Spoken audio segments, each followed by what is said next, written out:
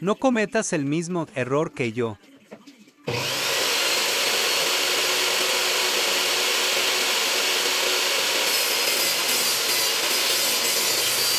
Siempre ponte lentes.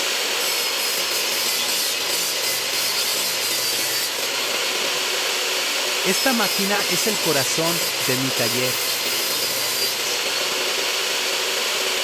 ¿Cuál crees que es la herramienta más importante para un carpintero?